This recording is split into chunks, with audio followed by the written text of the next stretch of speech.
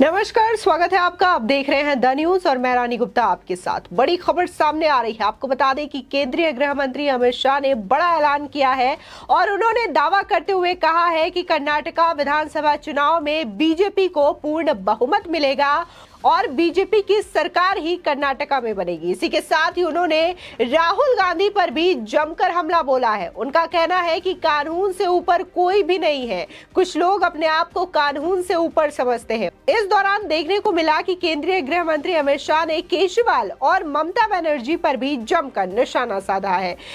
आपको बता दें, दरअसल इंडिया टुडे के एक विशेष कार्यक्रम के दौरान गृह मंत्री अमित शाह ने सत्यपाल मलिक पर पुलवामा हमले वाले बयान को लेकर के भी पलटवार किया है। उन्होंने ये कहा कि बीजेपी से अलग होने के बाद ही उन्हें ये सारी बातें क्यों याद आने लगी। उनकी अंतरात्मा उस वक्त क्यों नहीं जगी जब वो सत्ता में बैठे थे। उन्होंने कहा कि बीजेपी ने ऐसा कुछ नहीं किया है जिसे छिपाना पड़े। दरअसल सत्यपाल मलिक ने यह आरोप लगाया है कि केंद्र के ढूलम ढूल रवैये के कारण पुलवामा त्रासदी हुई, क्योंकि सेना को केंद्र सरकार की ओर से सैनिकों की हवाई आवाजाही से वंचित कर दिया गया था। अब कांग्रेस का आरोप है कि इसी बयान की वजह से उन्हें सीबीआई के द्वारा समन तलब किया गया है। कांग्रेस और आप नेताओं ने भी इस मामले में केंद्र सरकार को घेरने की कोशिश की है।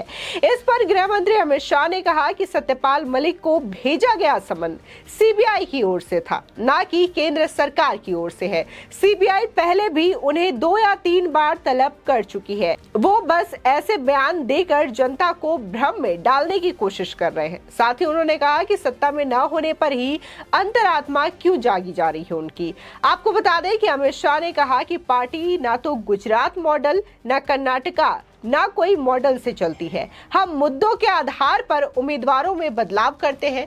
अमित शाह ने यह भी कहा कि पार्टी कड़े फैसले लेती है। जो हजम कर लेता है उन्हें सम्मान मिलता है, जो छोड़कर जाते हैं उनमें से ज्यादातर चुनाव नहीं जीतते हैं। अमित शाह ने ये तमाम बातें दरअसल इंडिया टुडे के एक कॉन्क्लेव में कही, जिसमें कि पत्रकार सुधीर चौधरी उनका इंटरव्यू ले रहे थे और इस दौरान तमाम विपक्षी पार्टियों को लेकर के गृह मंत्री अमित शाह ने सीधे और कड़े शब्दों में कहा है कि इस बार भी कर्नाटका में बीजेपी की सरकार बनेगी और बीजेपी पूर्ण बहुमत के साथ आगे आएगी। बता दें कि अमित शाह ने कहा कि कर्नाटक में मुस्लिमों का आरक्षण असंवैधानिक था, जिसकी वजह से हमने इसे खत्म किया है। अमित शाह ने यह भी दावा किया कि पूर्ण बहुमत के साथ अब कर्नाटका में बीजेपी की सरकार बनने जा रही है। बता दें, अमित शाह ने राहुल गांधी की सांसदी रद्द होने पर भी करारा वार किया है। अमित शाह ने कहा कि राहुल गांधी ने ओबीसी का अपमान किया है। इस मामले में माफी मांगने और न मांगने का फैसला भी वही करेंगे। इस विषय में कानून उनकी पार्टी की सरकार के समय में बना था। उन्हीं की पार्टी के प्रधानमंत्री डॉक्टर मनमोहन सिंह जब इसे बदलना चाहते थे तो उन्होंने उनका ऑर्डिनेंस फाड़ डाला था। राहुल की सांसदी देश के कानून के तहत रद्द हुई है। ऐसे में मैं सिर्फ यही कहना चाहूंगा कि इस देश में कानून से ऊपर कोई नहीं है, राहुल गांधी भी नहीं है। आपको बता दें कि केंद्रीय गृह मंत्री ने कांग्रेस नेता राहुल गांधी के मकान खाली करने से जुड़े सवाल पर भी उन्होंने जवाब दिया। उन्होंने कहा कि हमने नहीं कहा कि राहुल गांधी को कि ओबीसी का अपमान करे। उनके एडवाइजर ने कहा है सजा हम नहीं कर सकते, ऑर्डिनेंस फाड़ डाला। जब उन पर गाज गिरती है तो वो इतना बेचारे बन जाते हैं जो कि उन्हें नहीं बनना चाहिए। कोई भी परिवार कानून से ऊपर नहीं होता है और राहुल गांधी के केस में भी यही है। आपको बता दें, दरअसल राहुल गांधी को मोदी सर ने मानहानि केस में अपनी सदस्यता गंवानी पड़ी है। उन्हें इस मामले में सूरत की सेशन कोर्ट के द्वारा 2 साल की सजा सुनाई गई थी, जिसके बाद लोकसभा स्पीकर ने उनकी संसद की सदस्यता को रद्द कर दिया है। बता दें कि राहुल गांधी ने इस मामले के खिलाफ अब कोर्ट में याचिका भी दायर की थी कि उनके सजा पर स्टे लगा दिया जाए, लेकिन सूरत की सेशन कोर्ट ने भी इस याचिका को खारिज कर दिया है। बता दें कि अमित शाह ने यह भी कहा कि हम राजीव गांधी की तरह एयरपोर्ट पर जैसे वीरेंद्र पाटिल को बदल दिया था वैसे नहीं कर सकते। उन्होंने एक पल में बोल दिया था कि आप मुख्यमंत्री नहीं है। अमित शाह ने आयुष्मान भारत योजना के जरिए दिल्ली के मुख्यमंत्री अरविंद केजरीवाल पर भी बड़ा हमला बोला। अमित शाह ने कहा कि आयुष्मान भारत योजना का लाभ दिल्ली वालों को नहीं मिल पा रहा, क्योंकि अरविंद केजरीवाल को डर है कि इससे मोदी जी को यश मिलेगा। केजरीवाल पर कटाक्ष करने के बाद अमित शाह ने एक सवाल के जवाब में कहा कि किसान सम्मान निधि का लाभ कई सालों से बंगाल के किसानों को नहीं मिला है, क्योंकि ममता जी नहीं चाहती कि किसानों के खाते में मोदी जी के चेक आए। आपको बता दें कि किसान सम्मान निधि के तहत मोदी सरकार के द्वारा जो स्कीम चलाई जा रही है, इसमें कई किश्तों में किसानों को पैसे दिए जाते हैं ताकि उनकी आर्थिक मदद हो जाए।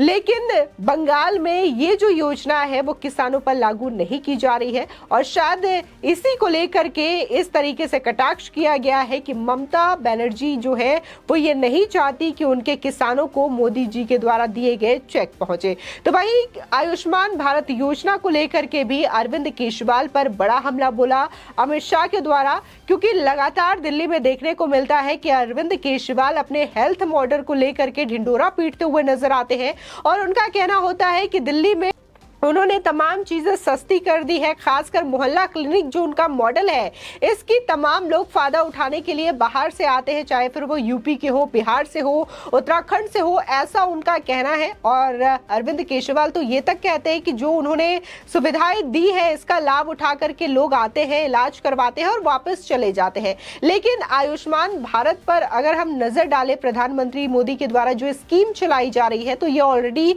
इंडिया भर में चलती है, जिसका तमाम लोग फायदा उठाते हैं। लेकिन ये स्कीम दिल्ली में नहीं चलती है, दिल्ली में लोग इसका फायदा नहीं उठा पाते हैं, जिसकी वजह से अरविंद केजरीवाल अपने मोहल्ला क्लिनिक का ढिंडोरा पीट करके इस तरीके से एडवर्टीजमेंट करवाते हुए नजर आते हैं। फिलहाल जिस तरीके से देखने को मिल रहा है कि कर्नाटका विधानसभा चुनाव को लेकर के लगातार राजनीति तेज है, और जहां कांग्रेस पार्टी पूरी कोशिश कर रही है दमखम के साथ कि इस बार कांग्रेस पार्टी को वहां से जीत मिले, तो इसी के साथ ही बीजेपी भी पूरी ताकत के साथ लगी हुई है। तमाम कैंडिडेट के जो लिस्ट है वो भी जारी कर दी गई है। कहा जा रहा है कि आने वाले मई में कर्नाटका में इलेक्शंस होने वाले हैं। ऐसे में देखना दिलचस्प होगा कि क्या इस बार जिस तरीके से गृह मंत्री अमित शाह के द्वारा जो दावा किया जा रहा है वो कितना सटीक होता है। क्या इस बार भी बीजेपी की सरकार कर्नाटका में बनती है या नहीं बनती है, क्योंकि जिस तरीके से अगर हम बात कांग्रेस पार्टी की करें तो जो उम्मीदवारों की लिस्ट जारी की गई है या फिर जो स्टार प्रचारकों की लिस्ट जारी की गई है कांग्रेस पार्टी के द्वारा,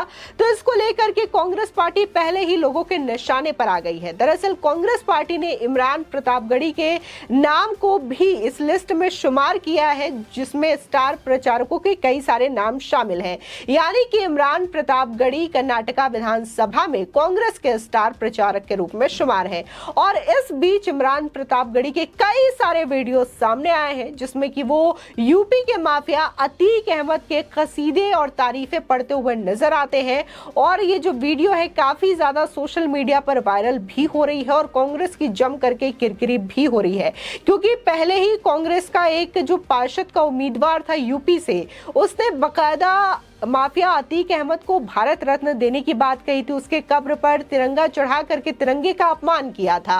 और अब इस तरीके से इमरान प्रतापगढ़ी के तमाम वीडियो सामने आना, जिसमें कि वो अतीक अहमद की तारीफ करता है, अतीक अहमद को अपने घर पे बुलाता है, उसकी पोस्ट सोशल मीडिया पर भी वायरल हो रही है कि कैसे उसने 2015 में फेसबुक पोस्ट किया था कि अतीक और अशरफ दोनों उसके घर पर आए थे। तो ये तमाम चीजों को लेकर के कांग्रेस पार्टी पहले से ही घिर चुकी है, और बार बार कांग्रेस पार्टी पर यह आरोप लगता आ रहा है कि कांग्रेस हमेशा से ही तुष्टीकरण की राजनीति करती आई है। ये न सिर्फ अभी की बात है, बल्कि कांग्रेस ने हमेशा से ही ये चीजें की है।